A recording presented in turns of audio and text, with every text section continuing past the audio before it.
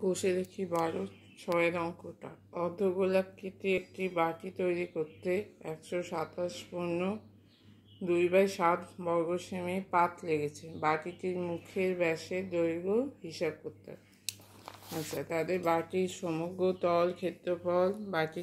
তল ক্ষেত্রফল হচ্ছে 127 পূর্ণ 2/7। আচ্ছা, যেহেতু বাটির ওপরের মুখটা কী হয়, ফাঁকা হয়, শুধু বক্ষতলটা থাকে, তাহলে এই বক্ষতলের ক্ষেত্রফল হচ্ছে 2πr²। তাই 2πr² সমান হচ্ছে 891/7।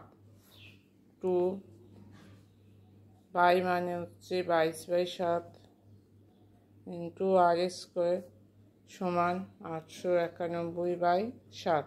7 আর 7 কাটবে, r² সমান হবে 891/2 গুণিতক 22।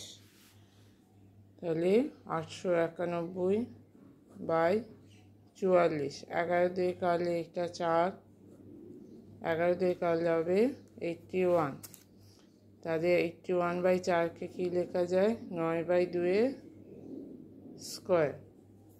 তাহলে আর সমান হচ্ছে 9/2। এখানে সেমি আছে, তাহলে ব্যাস কী হবে, ব্যাস হবে 2 গুণিতক 9/2 সমান 9 সেমি। তাহলে ব্যাসের দৈর্ঘ্য হচ্ছে 9 সেমি।